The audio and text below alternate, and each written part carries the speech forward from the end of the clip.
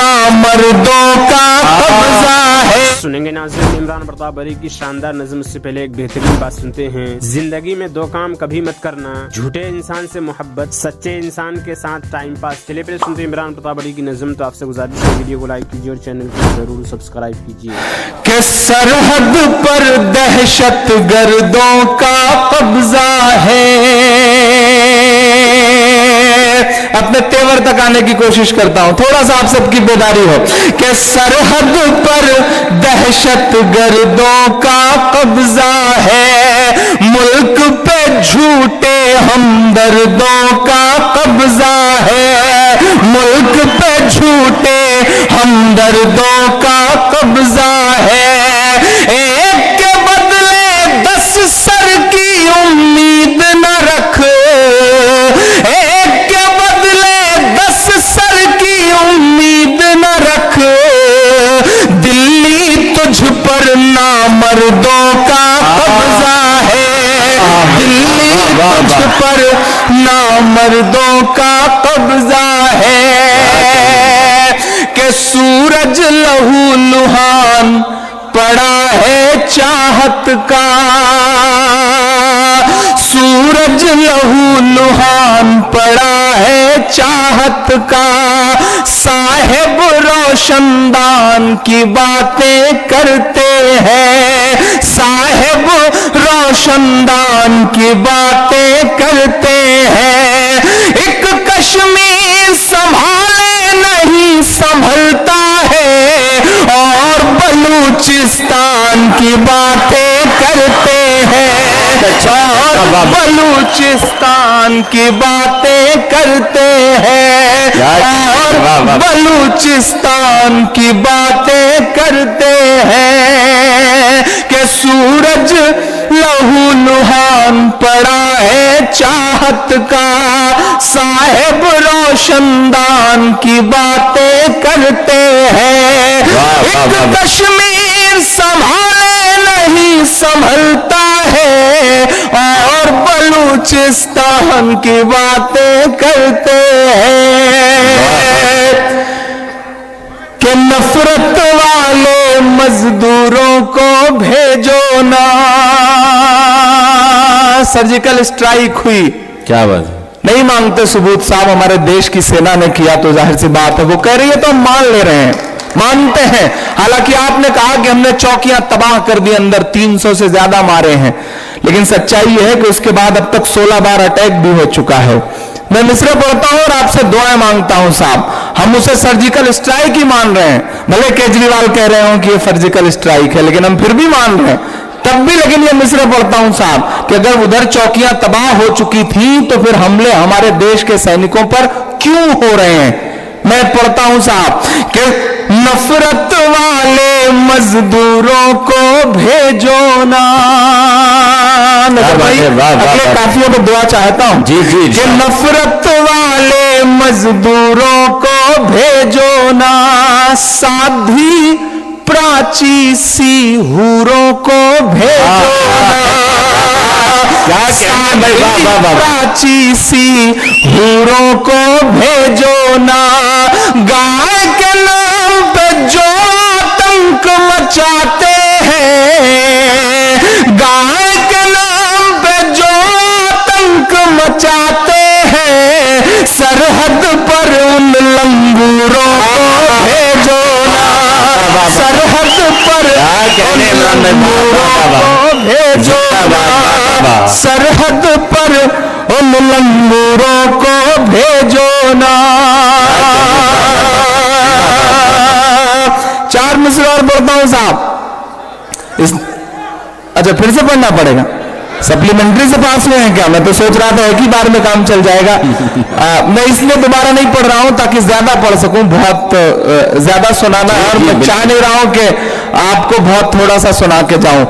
हालांकि मैं सोच रहा था कि 2-1 बजे मेरा नंबर आ जाएगा तो मैं कोशिश करूंगा कि 2-2 घंटे आपको सुना दूंगा, लेकिन अब जितनी देर बचा है उसी में कोशिश कर रहा हूं कि ज्यादा सुना सकूं। 4 मिसरे पढ़ता हूं साहब। एक जुमला उछाला जाता है पूरे हिंदुस्तान में कि टिकट पकड़िए, ट्रेवल एजेंसी खुली है और चले जाइए पाकिस्तान।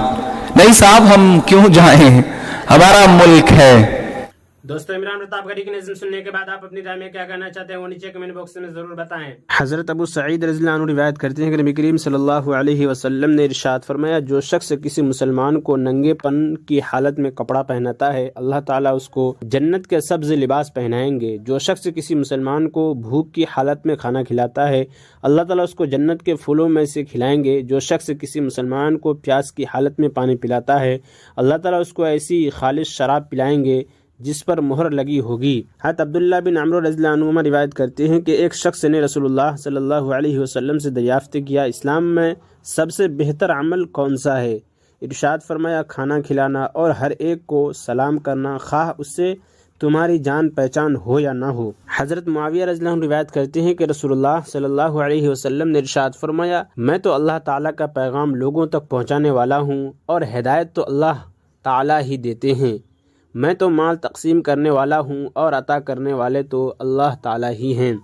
حضرت عبداللہ بن عمرو بن عاص رضی اللہ عنہما روایت کرتے ہیں کہ رسول اللہ صلی اللہ علیہ وسلم نے ارشاد فرمایا، جو شخص اپنے مسلمان بھائی کو پیٹ بھر کر کھانا کھلاتا ہے اور پانی پلاتا ہے اللہ تعالیٰ اسے جہنم سے 7 خندقیں دور فرما دیتے ہیں۔ 2 خندقوں کا درمیانی فاصلہ 500 سال کی مسافت ہے۔ حضرت ابو ہریرہ رضی اللہ عنہ روایت کرتے ہیں کہ نبی کریم صلی اللہ علیہ وسلم نے ارشاد فرمایا، مومن کے لیے جائز نہیں کہ اپنے مسلمان بھائی سے قطع تعلق کر کے اسے 3 دن سے زیادہ چھوڑے رکھے، لہٰذا اگر 3 دن گزر جائیں تو اپنے بھائی سے مل کر سلام کر لینا چاہیے۔ اگر اس نے سلام کا جواب دے دیا تو اجر و ثواب میں دونوں شریک ہو گئے، اور اگر سلام کا جواب نہ دیا تو وہ گنہگار ہوا اور سلام کرنے والا قطع تعلقی کے گناہ سے نکل گیا۔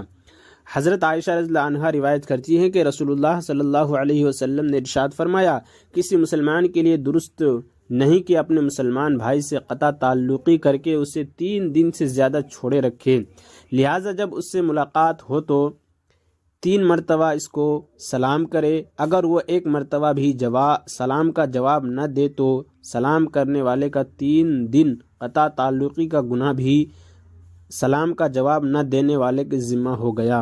حضرت حشام بن عامر رضی اللہ عنہ روایت کرتے ہیں کہ میں نے رسول اللہ صلی اللہ علیہ وسلم کو یہ ارشاد فرماتے ہوئے سنا، کسی مسلمان کے لیے جائز نہیں کہ اپنے مسلمان بھائی سے 3 دنوں سے زیادہ قطع تعلق رکھے، اور جب تک وہ اس قطع تعلقی پر قائم رہیں گے حق سے ہٹے رہیں گے، اور ان دونوں میں سے جو صلح کرنے میں پہل کرے گا اس کا پہل کرنا اس کے قطع تعلقی کے گناہوں کا کفارہ ہو جائے گا۔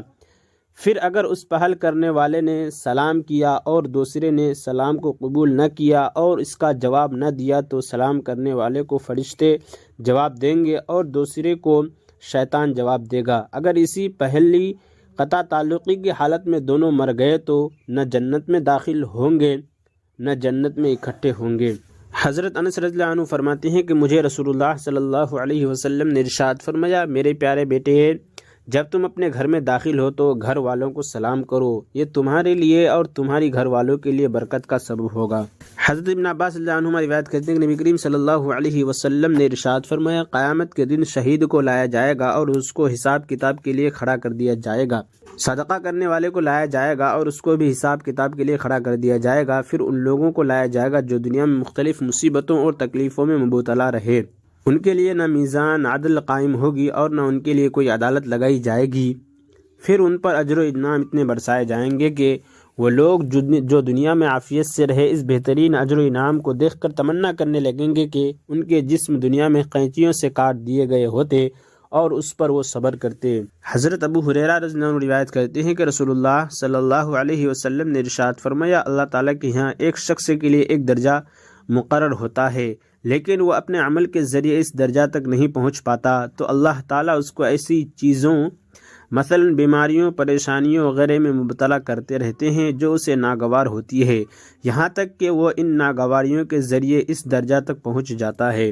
حضرت جابر رضی اللہ عنہ روایت کرتے ہیں کہ رسول اللہ صلی اللہ علیہ وسلم نے ارشاد فرمایا، 3 خوبیاں جس شخص میں پائی جائے اللہ تعالیٰ قیامت کے دن اس کو اپنی رحمت کے سائے میں جگہ عطا فرمائیں گے اور اسے جنت میں داخل کر دیں گے۔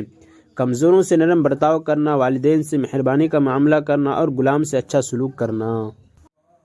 اور عمران پرتاپ گڑھی سے جڑی خبروں اور نظموں کے لیے ہمارے اس چینل کو ضرور سبسکرائب کریں۔ ملتے ہیں کسی اور ویڈیو میں سے نئی نظم اور نئی خبروں کے ساتھ، تو جب تک کے لیے دیجیے مجھے اجازت اور رکھیے اپنا خیال. آپ دیکھ رہے تھے سنہرے لفظ اور میں آپ کے ساتھ محمد ثاقب.